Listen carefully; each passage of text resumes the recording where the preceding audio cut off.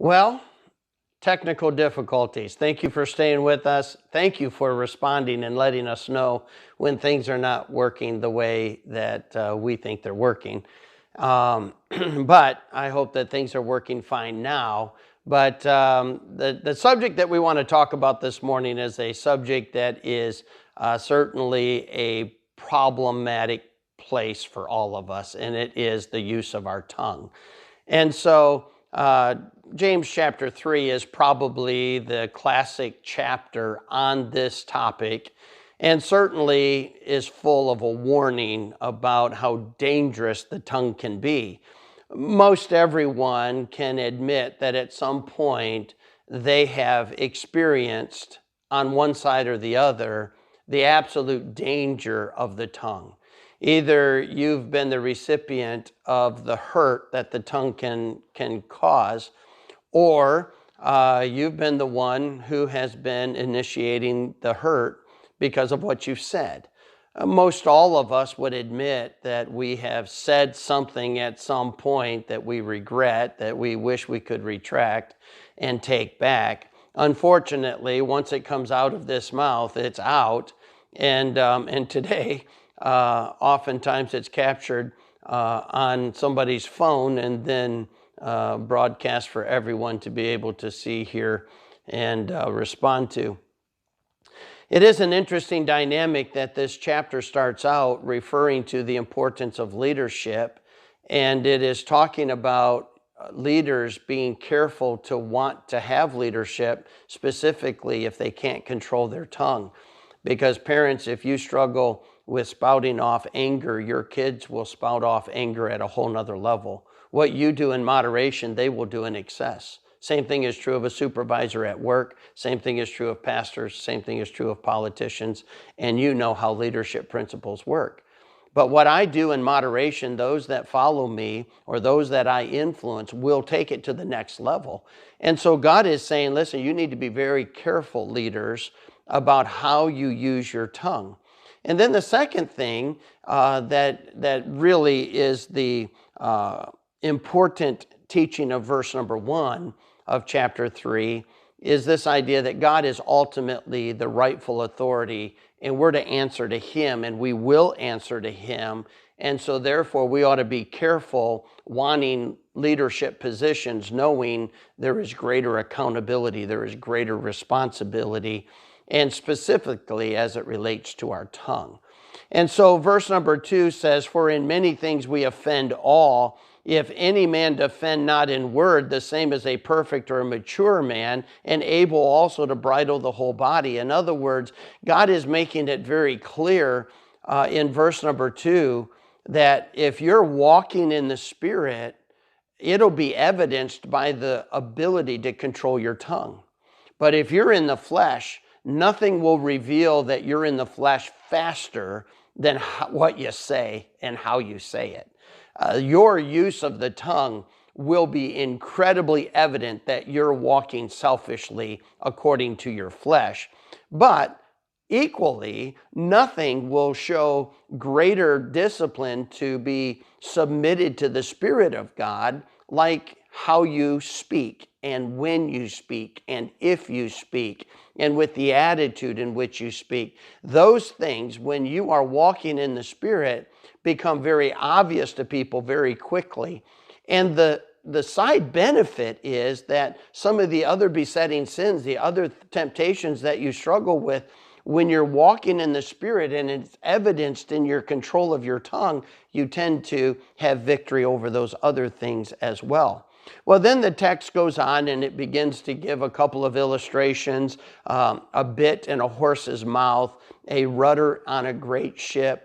Though they're much smaller than that which they're controlling, they tend to control the entire horse or the entire ship, even though they're a little member. And God uses that as an illustration to teach us, if we can control this little member, we can probably keep our whole body under control. But when this thing is out of control, so is your entire life.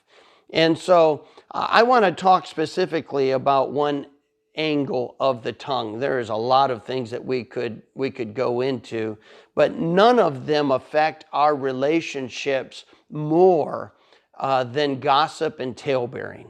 I think telling off-color jokes is wrong, and I think that it is something that hurts, but yet it probably isn't going to drive long-term wedges with your relationships. You may cuss, but unless you're cussing someone out, you're probably not affecting the long-term relationship, though it is clearly wrong.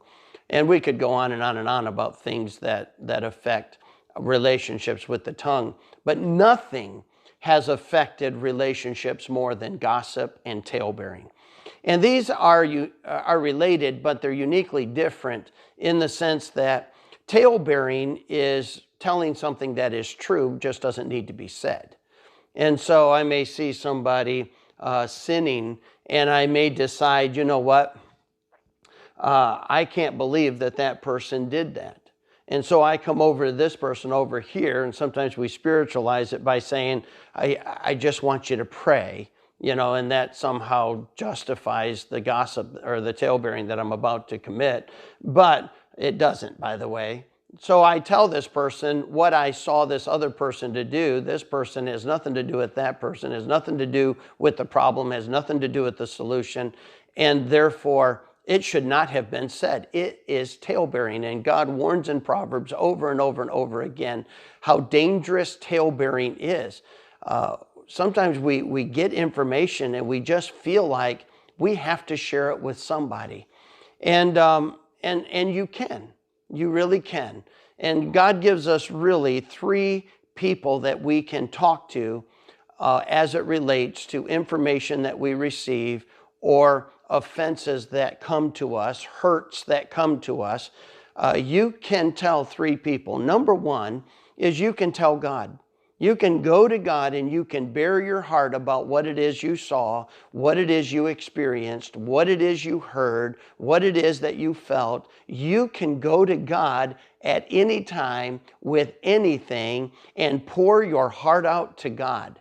Now, most of the time we don't want to do that because we're walking in the flesh, and the last person we want to talk to when we're selfish is God. But you can go to God, and if you're walking in the Spirit, you will. The second person you can tell is that person.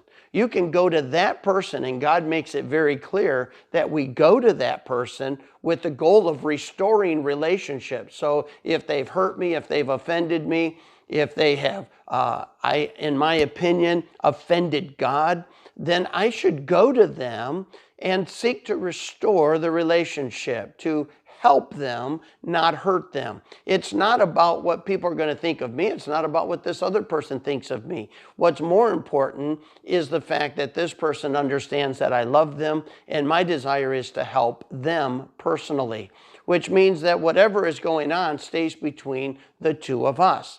And the third person you can tell is a person's authority. So if a child is doing something wrong, another person has the right to go to their parents, who is their authority, who is responsible for them, and be able to tell them it's not talebearing, it's not gossip, and tell them what this person is doing. You can go to the authority. If an employee is stealing, you have the right to go to a supervisor. If the neighbor's house is selling drugs, you have the right to go to the police officer. These are things in Scripture. It's not talebearing, it's not gossip. It's important that we realize that we can go to God, we can go to the person, and we can go to authorities. That's what we can do. But the goal, according to James chapter 3, is walking in the Spirit so that what comes out of my mouth is helpful.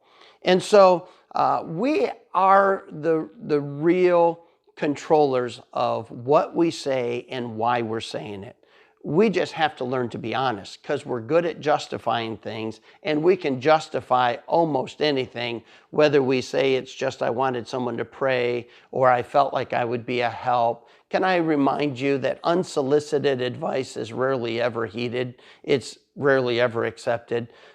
Just because you think you can help, if someone's not asking you, chances are they don't want to hear what you have to say.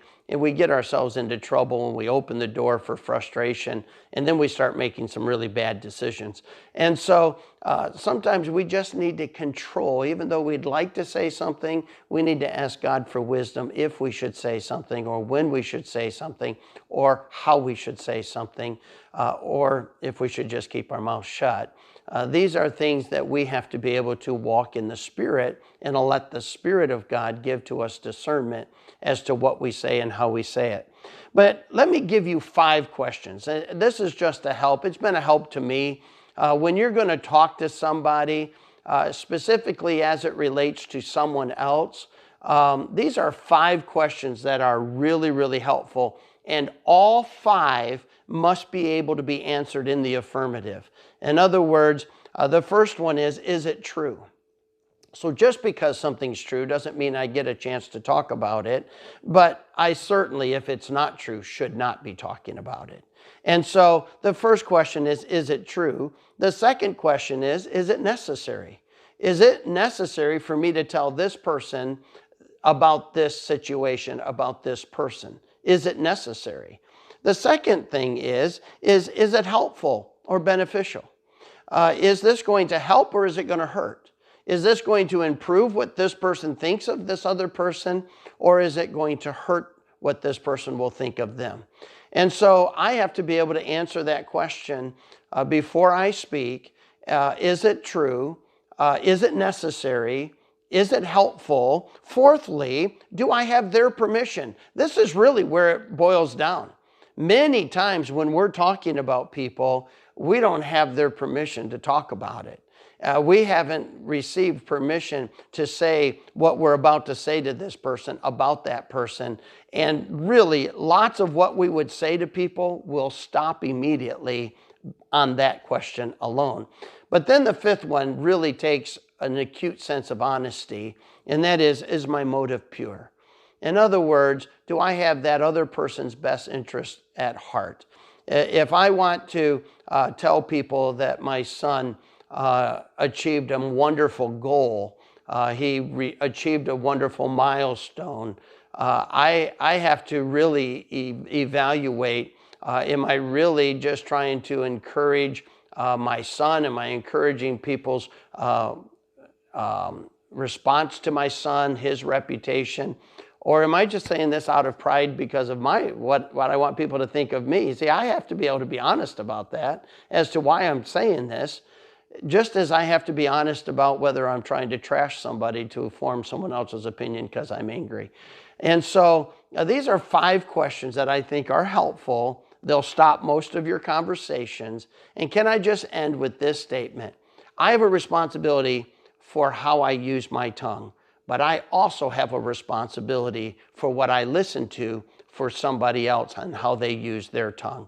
So if we'll help each other make sure that our speech is honoring to God and edifying to people, both by what we say and how we stop people who violate how they should use their tongue, we'll all be working together, we'll be protecting relationships, we'll be honoring God, and life will be much better. I trust this has been a help to you. It's an area we can all work on. I hope you and I can work on it together today and every day so that we can honor the Lord. May you have a great day. Thank you for being patient today. The Lord bless you.